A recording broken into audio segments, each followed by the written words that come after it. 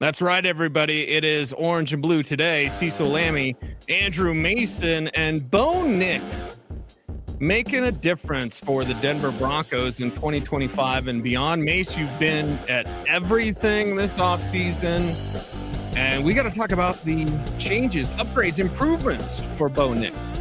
And some of them are simply a result of just he's another year older, another year wiser, but just simply another year more experienced in this offense, in the NFL. Things are more settled. He talked about these things when off-season work got underway a couple of weeks back, and how he said, hey, he's not thinking. That was the thing that he kind of turned to and said, not thinking about, things like calling the play, footwork. And so he's able to think more about what is in front of him, what defense he's getting, and focus on processing that and adapting to that. And it manifests itself in other ways as well. And Sean Payton kind of talked about that today as off-season work wrapped up. Yeah, get us a little bit larger there, Cease. There we go. And there you go. Does it make a difference which one of us is on the right, which one of us is on the left, by the way? Does it really matter? I'm not sure. Maybe it's my reptilian brain. It was just like, yeah. I'm usually on this side, but yeah, we're on the side of Bo Nix. How's that for a transition, baby? Because there's that radio thing again. The exactly. It comes out, right? It just comes out. But like, this is a guy that has the tools, has the work ethic, and has the fit, Mace. I think that's where we can really discuss the difference of Bo Nix from year one to year two, is that fit continues. Yeah, the fit for the offense, the fit for the team. Look, that's why Sean Payton wanted him out of the, really not so much the 6 quarterbacks in last year's draft. It was realistically among the 3 in that second pool beyond Drake May, Jaden Daniels, Caleb Williams, right? You weren't going to get one of those top 3. You weren't moving up into those 3. So it was the fit among the next 3 quarterbacks as you got into J.J. McCarthy, Michael Penix Jr., Bo Nix. Which one of those was going to be the best fit among those 3? Because if you wanted any of one of those quarterbacks, it was pretty easy to work your way up to 5 or 6 picks if you had to and get any of those guys. The Broncos, whichever one of those 3 was going to be the best fit, they had their choice of. And they were able to sit back and get Bo Nix, but make no mistake, they chose Bo Nix. It was not a matter of just sitting there and getting QB6.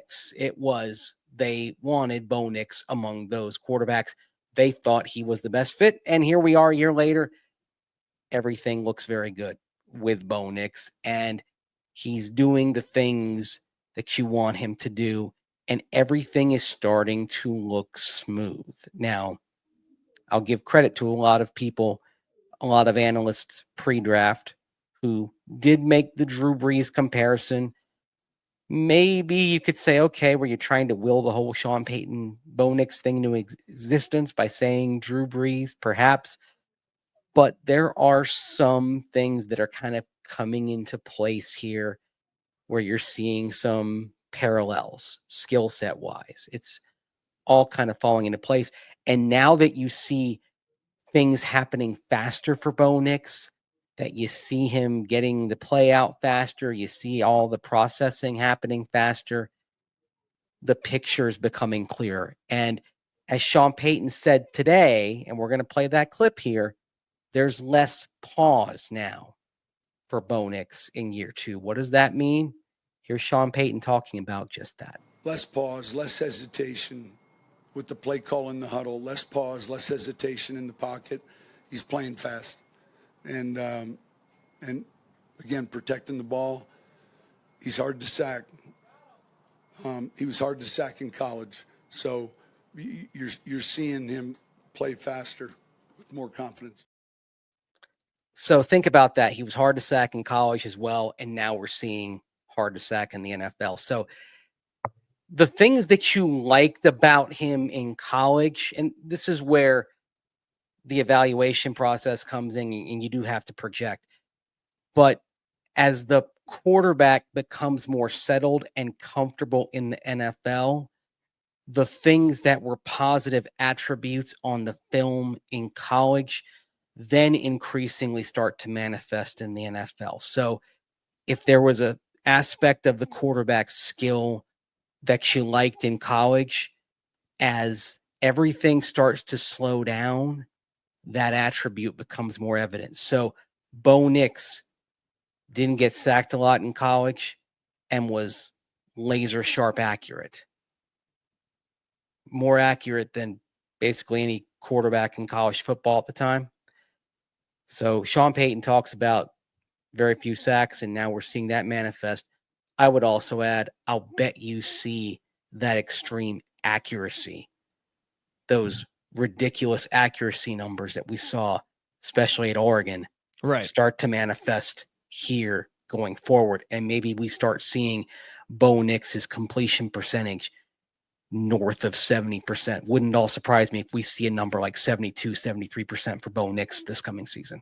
Right. And that's one of the biggest differences we could see on the field come the regular season. But Mase, having been there for OTAs and for mandatory minicamp, wouldn't you say the control of Bo, comparatively speaking to when we were out there last year when he was a rookie, just, kind of, you're a rookie, your head swimming a little bit, but the control this year in practice, running things smoother, less thinking, more leadership, playing fast. You have to have seen that in practice. Easily. I mean, we didn't even see that as you got early in the regular season, right? Remember some of those first few weeks, how clunky the pre-snap process was? Right. Yeah. How many times it was getting down to 7-8 seconds when the huddle was being broken, and it seemed like a kindergarten fire drill sometimes getting up to the line of scrimmage. The process was a mess early in the season. By the end of the season, it wasn't a mess. That was the thing. Like, what made me feel good watching this team was seeing how different things looked. I sometimes would go and during the off season just to remind myself of the progress. Sometimes I would pop on the video of, say, the Pittsburgh game and then the Cincinnati game. And it's like two different offenses, two different quarterbacks. You're watching two different worlds. Yes, but it just shows you the growth. And I'm not just talking about after the snap. I'm talking about before. I'm watching the play come in. I'm watching, when the huddle is broken. Like that was something I wrote about in October, just sort of, okay, as I went back and I went through every snap, and I went through, when they're breaking the huddle, all that, and where things were stacking up and how often we saw things taking too long. And then by the end of the season, just how crisp the process was. And now we see, like Sean Payton saying, less pause. Like it's just, it's now just going smooth. And Bo, alluded to that a couple of weeks ago. Like he's getting the play out fast. So that processor that we see, the supercomputer up there now, it's humming. Last year there was so much thrown at it that sometimes when your computer, when you're running too many applications, it does kind of break down a little bit. Freezes. It freezes up. And there were too many things being thrown at Bo Nix as he was trying to just kind of adjust to everything being run. Well, the system's adapted to everything being thrown at it, and now it's operating at optimal efficiency. And that's when we start seeing some really nice plays downfield. Like there were a couple of times today seeing Bo get flushed by the pass rush, seeing Jonathan Cooper get in there with a couple of pressures, flushing Bo out of the pocket and looking downfield, eyes downfield. Either, he's escaping or he's making a throw downfield. It's process is looking smooth. Yeah, looking smooth. And I think you bring that up, and we've talked about it before, like his accuracy on the run as well. Yeah. This is a guy that does not wet the bed, figuratively speaking, and just like, hey, pressure really got to him. Yeah. No, he can take off to run. The Saints game with the 10 carries and 75 yards. You don't want him doing that, but he can. And he also is looking to pass first. And Sean Payton's got to love all this. We talk about he doesn't take any sacks. Payton, he just eats that up, man. Yeah, and it's good to have that club in the bag when you need it, because it does keep the defense off guard. And in that Saints game in particular, remember, it was coming off a really frustrating game against the Chargers. I feel like the scrambling in that game really kind of helped get everybody back on their feet, so to speak. Remember, even early in that Saint game, remember that pass downfield and you had a couple of guys running a route. One of them was Lucas Kroll, and the ball just kind of landed equidistant between the two guys downfield. It's Franklin and Kroll, right? Franklin and Kroll. And it was just like everything about that play was ugly. Yeah. And I mean, it just, you're like, oh man, that's not good at all. Right. It's a rookie moment, you know? Yeah. You had a rookie receiver, a rookie quarterback, and a tight end who wasn't a rookie, but had been a practice squad guy the year before. And as we've talked about, and we will talk about, somebody who has, struggled to line up in the proper spot, even was struggling with that in the postseason game, right? And Lucas Kroll. So you had 3 guys involved with that were at various stages of development and kind of struggling with, processing things, and something like that happens. Well, certainly with Bo, you go to the end of the season and things like that aren't happening anymore. And the entire process is moving more smoothly.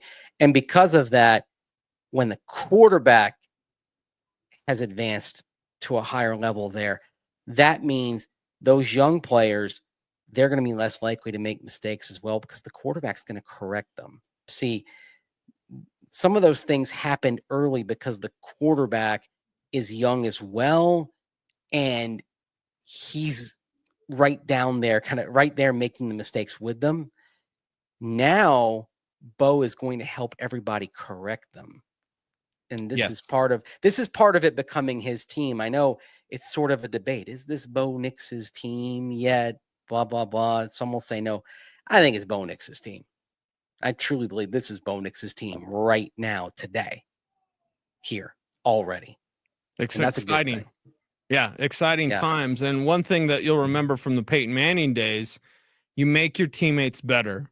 Yeah. Bo last year was a rookie. He was learning as some of them were learning. Mm-hmm. Now going forward with his work ethic and his demand for excellence, he can help make his teammates better as well. And that's what the best ones do, is they elevate those around them. Yeah, and I think we're already seeing that in off-season work. I think, for example, the ascent of Pat Bryant coming in for an injured Devon Vele this week. Pat Bryant making some plays. I mean, I'll just flash back to Wednesday, for example. Pat Bryant, during a team period, has a drop to open a team period on a slant route. Okay, that's frustrating. You don't want to see that. 4 plays later, Bo goes back to Pat Bryant on a fade, getting past Jaquan McMillan. It's picture perfect. Couldn't do it any better. Touchdown.